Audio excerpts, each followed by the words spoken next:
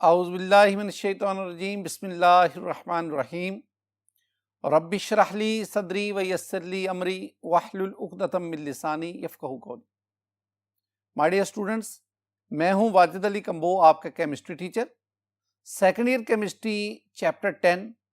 और आज हमारा टॉपिक है ग्रिग्नार्ड रीएजेंट। तो आइए हम आगाज करें। My dear student, Grignard reagents क्या होते हैं, कुछ इनके बारे में बतलाई बातें। Grignard reagents are MgX, R for alkyl, Mg magnesium और X फॉर हेलाइट। तो alkyl magnesium halides they are called Grignard reagent. तो Grignard reagent are derivatives of alkyl halide, यानी हम ग्रिग्नार्ड रीएजेंट को अल्काइल हेलाइट से derive करते हैं, alkyl halide से प्रिपेयर करते हैं। Belonging to a class of organometallic compounds, यानी ये जो पहला पॉइंट है इसमें दो तीन बातें आ गई। ग्रिग्नार्ड रीएजेंट हैं क्या? Alkyl magnesium halides, they are called Grignard reagent. हम इनको कहां से डिराइव करते हैं? जब अल्काइल हेलाइड का मैग्नीशियम से रिएक्शन करवाते हैं, हमारे पास ग्रिग्नार्ड रीएजेंट बनते हैं। और असल बात जो इस पॉइंट में डिस्कस करने वाली है वो क्या है? Grignard reagents are organometallic compounds. ये ऑर्गेनोमेटेलिक कंपाउंड्स हैं। मैं आपको ना ऑर्गेनोमेटेलिक कंपाउंड्स बताना चाहता हूं क्या होते हैं। माय डियर स्टूडेंट, मेरे पास ये organometallic compounds, the compounds which contain carbon metal bonds are called organometallic compounds. यानी ये लाजमी शर्त है, ऐसे कंपाउंड जिसमें ऑर्गेनिक पार्ट का कार्बन और मेटल के दरमियान बॉन्ड पाया जाए, हम उन्हें कहते हैं ऑर्गेनोमेटेलिक कंपाउंड्स। आपने ना चैप्टर 8 में सोडियम एसिटाइलाइड पढ़ा। अगर आप सोडियम एसिटाइलाइड को देखेंगे तो इसमें कार्बन और सोडियम के दरमियान बॉन्ड है, तो this sodium acetylide is an organometallic compound. Student, आपने चैप्टर 7 में टेल को पढ़ा था, टेट्रा इथाइलेट, और लास्ट लेक्चर में भी आपने टेट्रा इथाइलेट और टेट्रा मिथाइलेट को स्टडी किया था। ये भी ऑर्गेनोमेटेलिक कंपाउंड्स हैं। अब ना मैं तीन तरह के ऑर्गेनोमेटेलिक कंपाउंड्स आपके साथ शेयर करता हूं, डिस्कस करता हूं। पहले अगर आप देखेंगे ना तो मेरे पास ये पहला जो पॉइंट है, इसमें कार्बन और दूसरी तरफ M है और दोनों के ऊपर पॉजिटिव नेगेटिव है, यानी दोनों के दरमियान आयनिक बॉन्ड है। इसमें जो M है, दिस M इज सोडियम और पोटाशियम, यानी सोडियम या पोटाशियम जब कार्बन के साथ बॉन्ड बनाते हैं ऑर्गेनोमेटेलिक कंपाउंड में, तो this bond is primarily ionic bond. लेकिन अगर आप ये देखेंगे, इसमें कार्बन ने ये मेटल के साथ बॉन्ड बनाया हुआ है। This bond is essentially covalent bond. अब इसमें जो मेटल है, दिस मेटल में be tin, may be lead, it may be mercury, it may be thallium. इनमें से कोई एक मेटल जब कार्बन के साथ बॉन्ड बनाती है, तो ऐसे ऑर्गेनोमेटेलिक कंपाउंड, उसमें ये जो बॉन्ड होता है ये कोवलेंट होता है। और ये जो मेरे पास है, इसमें कार्बन और ये मेटल, कार्बन के ऊपर पार्शियल नेगेटिव, मेटल के ऊपर पार्शियल पॉजिटिव, इनके दरमियान ये जो बॉन्ड है ना, ये पार्टली कोवलेंट है। It also has the ionic character. इस केस में जो आपके पास मेटल्स है ना, दीज आर लिथियम और मैग्नीशियम। इसका मतलब ये हुआ कि ये जो कार्बन मेटल बॉन्ड है ना, इसकी नेचर वेरी करती है। अगर आप ये सोडियम और पोटाशियम की बात करें, उसमें ये आयनिक है, और अगर आप ये टिन, लेड वगैरह इनकी बात करें तो इसमें ये कोवलेंट है। लेकिन अगर आप मैग्नीशियम और लिथियम, इनका कार्बन के साथ ये जो बॉन्ड, इसकी बात करेंगे, तो this bond is partly ionic, partly covalent, यानी इसमें दोनों कैरेक्टर मौजूद हैं। एक बात और भी याद रखना, ये जो ऑर्गेनोमेटेलिक कंपाउंड्स हैं, they lie in a place between they lie in a place where organic and inorganic chemistry meet. These are very important organic synthesis compound, बहुत इंपॉर्टेंट ये कंपाउंड्स हैं जिन्हें, अब इस कैटेगरी में दोबारा इस तरफ आता हूं। अगर आप ना ये पोटाशियम और सोडियम का मेटल के साथ ये जो आपके पास ऑर्गेनोमेटेलिक कंपाउंड बने, सोडियम और पोटाशियम के, they are very reactive and they are very strong base. they react with water violently and they burn even exposed to air. इसके बरक्स ये जो टिन है, लेड है, मरकरी है, थैलियम है, इनके कार्बन के साथ ये जो ऑर्गेनोमेटेलिक कंपाउंड्स है ना, they are much less reactive, they are stable in air, they are soluble in organic. मसला आपने ना ये टेल को पढ़ा, टेट्राइथाइल लेड, वो इस कैटेगरी में आता है. टेट्रामिथाइल लेड वो इस कैटेगरी में आती. और तीसरे जो हमारे पास जिसका मैंने जिक्र किया वो है ऑर्गेनोलिथियम कंपाउंड या ऑर्गेनो मैग्नीशियम कंपाउंड, यानी जिसमें लिथियम और मैग्नीशियम बतौर मेटल इस्तेमाल हो रही. माय डियर स्टूडेंट, इन तमाम कंपाउंड्स में जो मेरा टारगेट रहेगा वो है alkyl magnesium halides. Alkyl magnesium halides, these are organic compounds जिसमें मैग्नीशियम कार्बन के साथ बॉन्ड बना रहा है, और ये बॉन्ड गो के कोवलेंट है, but it also possesses the ionic character. अब इसमें एक और भी बात आपने ज़हन में बिठानी है कि जो ऊपर हमने डिस्कस किया रिएक्टिविटी ऑर्गेनोमेटेलिक कंपाउंड, जितनी परसेंटेज आयनिक करैक्टर ज्यादा है उतनी रिएक्टिविटी ऑफ ऑर्गेनोमेटेलिक कंपाउंड ज्यादा है. ये बात भी आपने ज़हन में रखनी. यानी आप कह सकते हैं कि reactivity of organometallic compound is directly proportional to the percentage ionic character. All these are organometallic compounds. और हम इसमें किसको डिस्कस करने जा रहे हैं? हम डिस्कस करने जा रहे हैं alkyl magnesium halide. These are called Grignard reagents. क्यों हम इन्हें ग्रिग्नार्ड रिएजेंट कहते हैं? माय डियर स्टूडेंट, अभी हमने ना ऑर्गेनोमेटेलिक कंपाउंड्स को डिस्कस किया. अब नेक्स्ट पॉइंट जो आपने याद रखना है, organometallic compounds they were prepared by a French chemist Victor Grignard in 1900. यानी ऑर्गेनोमेटेलिक कंपाउंड को सबसे पहले एक फ्रेंच केमिस्ट जिसका नाम था विक्टर ग्रिग्नार्ड, उसने 1900 में इनको प्रिपेयर किया था, और उसी ने इनकी प्रॉपर्टीज को इनको आगे अप्लाई किया था for the synthesis of alcohol. Alcohol synthesis में इनको इस्तेमाल किया था. Due to importance of Grignard reagent and their application, यानी ग्रिग्नार्ड रिएजेंट की इंपॉर्टेंस और एप्लीकेशन की वजह से Victor Grignard was awarded Nobel Prize in 1912 in chemistry. Student याद रखना, 1912 का केमिस्ट्री का जो नोबेल प्राइज है वो दो साइंटिस्ट ने शेयर किया था. एक उसमें ये विक्टर ग्रिग्नार्ड था due to the preparation of Grignard reagent, और एक और scientist that is Paul Sabatier. वो जो पॉल सैबाटायर, उसने कैटालिटिक हाइड्रोजिनेशन ऑफ अल्कीन उसको डिस्कस किया था, स्टडी किया था, और उसने कहा था कि जो फाइनली डिवाइडेड निकल है that increases the rate of reactivity of hydrogenation.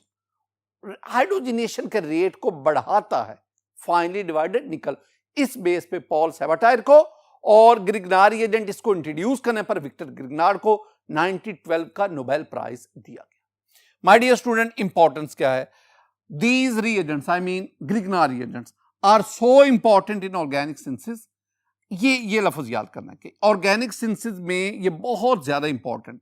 Organic synthesis का मतलब है कि ग्रिग्नार्ड रिएजेंट की मदद से हम ऑर्गेनिक कंपाउंड को प्रिपेयर करते हैं. और देखें that almost all classes of organic compounds can be prepared. तकरीबन हर किस्म का ऑर्गेनिक कंपाउंड उसको आप ग्रिग्नार्ड रिएजेंट से प्रिपेयर कर सकते हैं. So they are very useful. They are very useful compounds in organic synthesis. Organic synthesis में ये बहुत बहुत इंपॉर्टेंट है. हम ना इनकी प्रेपरेशन की तरफ बढ़ते हैं. My dear student, preparation of Grignard reagent. Grignard reagent are prepared from two reactive materials. They are RX, alkyl halide, and Mg, magnesium. जब आप अल्काइल हैलाइड का मैग्नीशियम से रिएक्शन करवाते हैं इन the presence of dry ether, यहां मैं लिख देता हूं इन the presence of dry ether, तो हमारे पास क्या हासिल होगा? हमारे पास हासिल होगा आर एम जी एक्स. बिल्कुल इसी तरह अगर आप अल्काइल हैलाइड की बजाय एराइल हैलाइड ले लें, एराइल हैलाइड, इनका मैग्नीशियम से रिएक्शन करवाएं in the presence of dry ether, dry ether की मौजूदगी में। तो we get the ArMgX, ArMgX। इनको, ये जो मेरे पास प्रोडक्ट बने, इन प्रोडक्ट्स को हम कहते हैं these are Grignard reagents, these are called Grignard reagents। My dear student, मैं एक एग्जांपल आपके साथ शेयर करता हूं। मेरे पास ना ये कलकाइल है, this one is ethyl bromide, ethyl bromide या ब्रोमोइथेन कहते हैं, और ये magnesium in the presence of dry ether. बार बार हम कह रहे हैं कि हम ड्राई ईथर की मौजूदगी में, ड्राई ईथर। तो स्टूडेंट अब क्या होगा, अब ये आपके पास बनेगा जो प्रोडक्ट है that is CH3 CH2 MgBr। ये जो बॉन्ड है ना, ये वाला, ये मेटल, ये कार्बन, ये मेटल और कार्बन के दरमियान ये बॉन्ड है। तो ये मेरे पास क्या बना, ethyl magnesium bromide, ethyl magnesium bromide. ये जो इथाइल और मैग्नीशियम है ये इकट्ठा आएगा, बीच में गैप, और फिर आप हेलाइड को लिखेंगे इथाइल मैग्नीशियम ब्रोमाइड। यहां पे 2-3 पॉइंट्स मैं आपके साथ शेयर करना चाहता हूं। पहला पॉइंट, पहली बात, हम ये जो ईथर इस्तेमाल करते हैं, ether, it must be dry. अब ड्राई से क्या मुराद है? ड्राई का मतलब है कि this ether should be moisture free, moisture I mean H2O, water ना हो।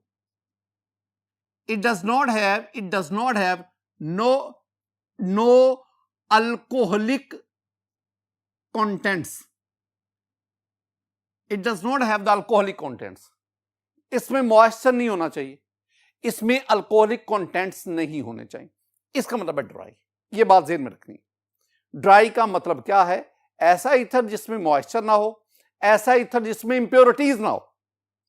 क्या होता है अगर ये मॉइस्चर और इंप्योरिटीज हो? एक्चुअली ना ये ग्रिग्नार्ड एजेंट अभी हम डिस्कस करेंगे। This one is highly reactive class of compound. अगर मॉइस्चर होगा, अगर अल्कोहल होगा, अगर अमोनिया होगा, तो ये उससे फौरन रिएक्शन करके ग्रिग्नार्ड एजेंट डीकंपोज हो जाएगा। हम तो उसको बनाने निकले थे, लेकिन इंप्योरिटीज के साथ ग्रिग्नार्ड एजेंट रिएक्शन करके क्या हो जाएगा। लिहाजा आपने इंश्योर करना है ये जो ईथर है it should be dry. You may say it should be anhydrous, anhydrous, moisture free, moisture नहीं होना चाहिए। एक और चीज, कौन सा ईथर इस्तेमाल करें? My dear student, Grignard agent की प्रेपरेशन में और आगे इसके जो रिएक्शंस है, इसमें हम 2 तरह के ईथर इस्तेमाल करते हैं। एक ये है मेरे पास CH3 CH2O CH2 CH3, इसका नाम क्या है? This is called di ethyl ether, di ethyl ether. हम इसको ना E2 ट्वाइस O भी लिखते हैं। ये ET2O, इसका मतलब क्या है? इसका मतलब है ऑक्सीजन के साथ 2 ET, और ET स्टैंड फॉर इथाइल, यानी ऑक्सीजन के दोनों तरफ एक एक इथाइल ग्रुप लगा दें। This one is called the di ethyl ether. It's boiling point is 34 degree centigrade. तो इसका मतलब है ये जो प्रेपरेशन ऑफ, ये जो अभी हमने रिएक्शन पढ़ा, preparation of Grignard, this one is exothermic reaction. अगर इसके दौरान टेम्परेचर 34 डिग्री सेंटीग्रेड तक हो जाए या उससे ज्यादा हो जाए, तो वो जो ईथर आपने यूज किया वो वेपर्स में कन्वर्ट हो जाता है। तो आपने प्रेपरेशन के दौरान इस बात को इंश्योर करना है कि टेम्परेचर जो है that should be below 34 degree centigrade, ताकि ईथर एवेपोरेट ना हो सके। कौन सा ईथर हम ले रहे हैं? Di ethyl ether. एक और भी स्टूडेंट, एक और ईथर भी यहां यूज होता है, वो है THF, टेट्राहाइड्रोफ्यूरन। ये आपके पास ये भी बतौर सॉल्वेंट यहां इस्तेमाल होता है। अब अगला क्वेश्चन, ये ईथर को हम बतौर सॉल्वेंट क्यों ले रहे हैं? ईथर का क्या काम है? माय डियर स्टूडेंट, ईथर का यहां सबसे बड़ा जो काम है वो ये है कि ईथर यहां ग्रिग्नार्ड एजेंट को ना सिर्फ सॉल्वेट करता है बल्कि उसको स्टेबलाइज भी करता है। ये 2 अल्फाज मैं आपको दे रहा हूं कि during the preparation of Grignard agent, ether not only solvate the Grignard agent but also stabilise itself. इसको स्टेबलाइज भी करता है। कैसे? ये आप ना एक ईथर ग्रिगनारी एजेंट कॉम्प्लेक्सेस को देखें। इस कॉम्प्लेक्स में स्टूडेंट आप देखेंगे तो ये ऊपर ईथर मॉलिक्यूल ने मैग्नीशियम के साथ ये अट्रैक्शन बॉन्डिंग की हुई है और नीचे एक और ईथर मॉलिक्यूल ने मैग्नीशियम के साथ, और इस तरह ये कॉम्प्लेक्स जो है इसमें ईथर जो है वो ना सिर्फ मैग्नीशियम को सॉल्वेट कर रहा है बल्कि उसको स्टेबलाइज भी कर रहा है। कॉम्प्लेक्स बनाकर उसको क्या कर रहा है? स्टेबलाइज। और इसकी प्रॉपर्टीज में, रिएक्टिविटी में ये जो कॉम्प्लेक्स स्ट्रक्चर है ये बहुत बहुत इंपॉर्टेंट है। माय डियर स्टूडेंट, आगे बढ़ते हैं। Order of reactivity of alkyl halide with magnesium, यानी ये अल्काइल हैलाइड जब मैग्नीशियम से रिएक्शन करते हैं तो what should be the order of reactivity? Order of reactivity is very simple, that is Ri alkyl iodide, इसकी रिएक्टिविटी ज्यादा है अल्काइल ब्रोमाइड से और इसकी रिएक्टिविटी ज्यादा है अल्काइल क्लोराइड से, यानी iodide is greater than bromide, that is greater than chloride. Alkyl fluoride उसकी तो बात ही ना करें, वो तो लीस्ट रिएक्टिव है और उसके ग्रिगनारी एजेंट के साथ जो कंपाउंड है यानी अल्काइल मैग्नीशियम फ्लोराइड वो ना होने के बराबर। My dear student, for a given halogen the order of reactivity, अगर आप हैलोजन कोई एक ले लें, सपोज आयोडीन है, तो अगर आप आयोडीन का मुख्तलिफ अल्काइल ग्रुप के साथ जो आपके पास अल्काइल हैलाइड बनेगा उसका रिएक्टिविटी ऑर्डर वो क्या है? वो है CH3X, यानी मिथाइल हैलाइड, इसकी रिएक्टिविटी सबसे ज्यादा C2H5X, इथाइल हैलाइड उसके बाद C3H7। इसका मतलब क्या है? ये हमें बता रहा है जैसे जैसे अल्काइल ग्रुप में कार्बन चेन की लेंथ में इजाफा होता जाता है उसकी रिएक्टिविटी जो है ना वो कम होती जाती है। ये चीजें आपने ज़हन में बिठानी है। ये दो रिएक्टिविटी ऑर्डर उसकी तरफ आते हैं। माय डियर स्टूडेंट, अब हम आगे बढ़ते हैं। हमारे पास दो बहुत बहुत इंपॉर्टेंट शॉर्ट आंसर क्वेश्चन हैं जो एग्जामिनेशन पॉइंट ऑफ व्यू से बहुत इंपॉर्टेंट है। आइए उन दोनों को स्टडी करते हैं। माय डियर स्टूडेंट, पहला जो शॉर्ट आंसर क्वेश्चन है वो है why dry ether is necessary for the preparation of Grignard reagent. Grignard reagent की प्रिपरेशन में ड्राई ईथर क्यों जरूरी है?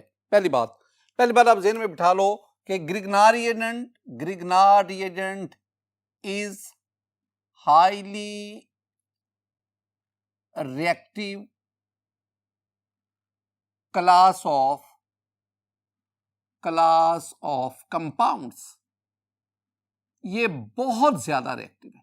और दूसरी बात, एक तो ये ज़हन में आप, दूसरी जो बात आप इसके आंसर में लिखते हैं वो आप कहते हैं कि अगर ईथर में मॉइस्चर होगा या कोई इंप्योरिटीज होंगी तो ग्रिगनारी एजेंट जो ही बनेंगे फौरन उस मॉइस्चर और इंप्योरिटीज से रिएक्ट कर जाएंगे।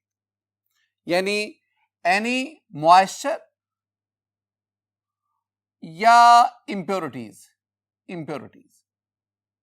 अगर ये होंगी तो हम क्या कहेंगे? ग्रिगनारी एजेंट इनके साथ रिएक्ट कर जाते हैं। रिएक्ट होकर ये क्या हो गए? डीकंपोज हो गए। हम तो ग्रिगनारी एजेंट बनाने निकले थे, वो तो इंप्योरिटीज और मॉइस्चर से रिएक्ट करके डीकंपोज हो। ये इतना अगर आप लिखेंगे, नीचे वो रिएक्शन भी लिख लो, आपका आंसर हो जाएगा। लेकिन मैं कुछ और भी बातें आपको समझाना चाहता हूं। मसलन ये आपके पास ग्रिगनारी एजेंट है, मैं मसलन ले लेता हूं CH3CH2MgBr, इथाइल मैग्नीशियम ब्रोमाइड। अभी हमने इसको प्रिपेयर भी किया। स्टूडेंट, ये जो है ना कार्बन, इस पे पार्शियल नेगेटिव है, मैग्नीशियम पे पार्शियल पॉजिटिव है। इसमें ये वाला हिस्सा जो है ना, this one is very strong base, ये बहुत स्ट्रॉन्ग बेस है। अगर किसी भी कंपाउंड में, जैसे वाटर है OH और H, जैसे अल्कोहल है ROH, जैसे अमोनिया है NH2H, जैसे एसिटाइलिन है CH ट्रिपल बॉन्ड CH। ये जो मैंने मुख्तलिफ कंपाउंड्स लिखे ना, अगर आप इनमें देखेंगे ना, ये वाला हाइड्रोजन, ये hydrogen, this hydrogen is called acidic hydrogen. यानी पार्शियल पॉजिटिव और पार्शियल पॉजिटिव। मैं एसिडिक हाइड्रोजन की दो डेफिनेशन करता हूं। ऐसा हाइड्रोजन जो हाईली इलेक्ट्रोनेगेटिव एटम से अटैच हो, oxygen, nitrogen, they are highly electronegative atom. अगर उनके साथ कोई एटम अटैच होगा that is called the acidic, hydrogen attach होगा that is called the acidic hydrogen. Similarly the hydrogen that is bonded with the sp hybridised carbon that is also the acidic.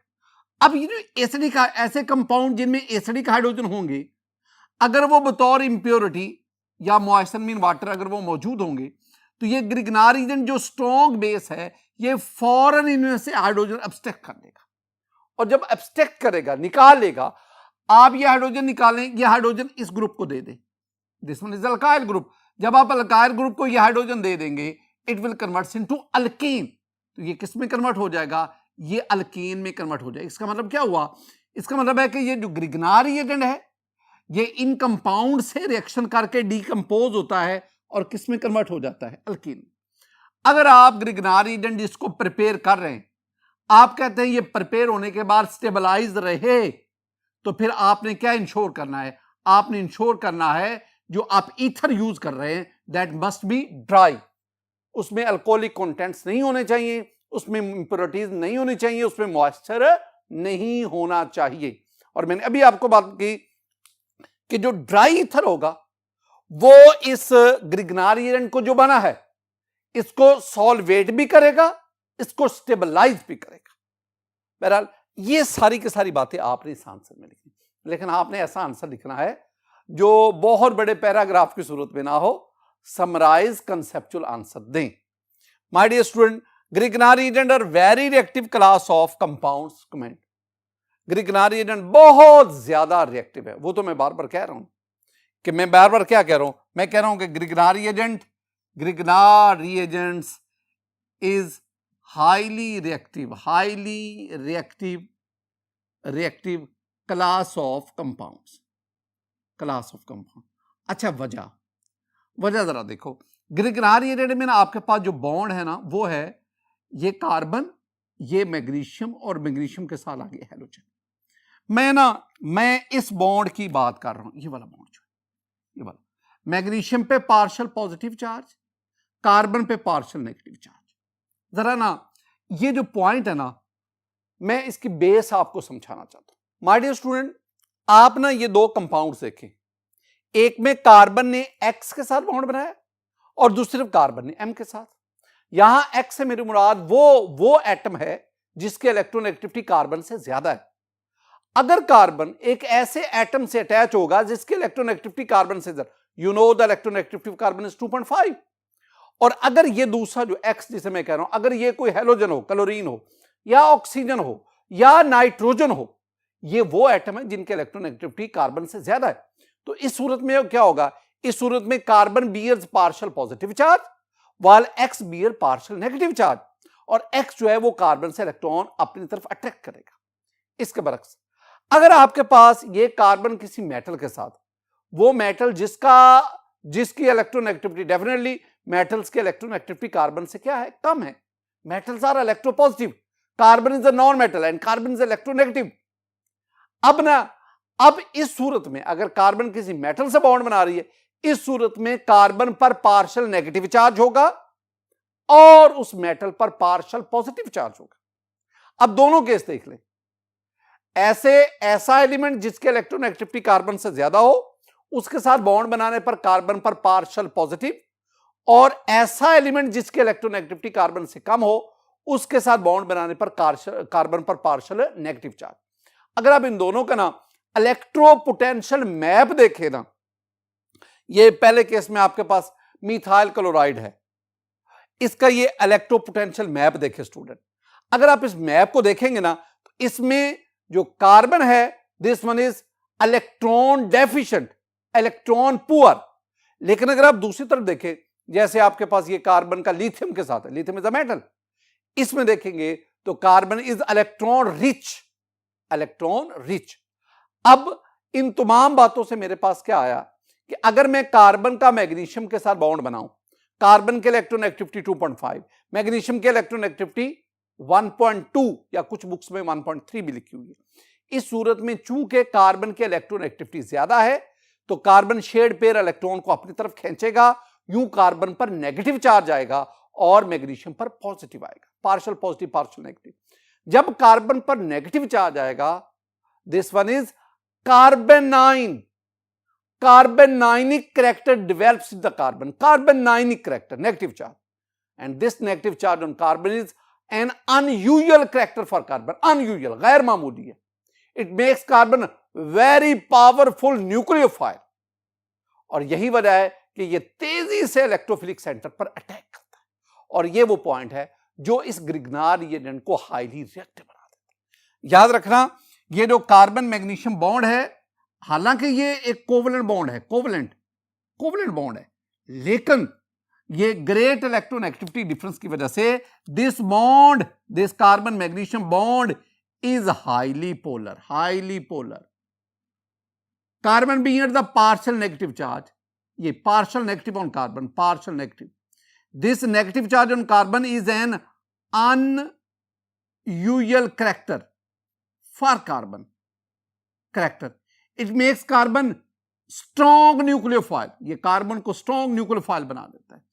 और ये जो polarity of this bond है ना, it makes this compound highly reactive, ये इस compound को बहुत ज्यादा रिएक्टिव बना देता है. माय डियर स्टूडेंट, आज के इस लेक्चर में हमने ग्रिग्नार रिएजेंट का आगाज किया था. हमने ऑर्गेनोमेटालिक कंपाउंड्स को पढ़ा, हमने ग्रिग्नार रिएजेंट की डिस्कवरी को पढ़ा, हमने इसके प्रेपरेशन को पढ़ा, और फिर हमने दो बहुत इंपॉर्टेंट शॉर्ट आंसर क्वेश्चन इसको डिस्कस किया. मेरी दुआ है कि अल्लाह ताला आप पर अपना फजल फरमाए, अल्लाह ताला आप पर अपना करम फरमाए. अस्सलामु अलैकुम व रहमतुल्लाह.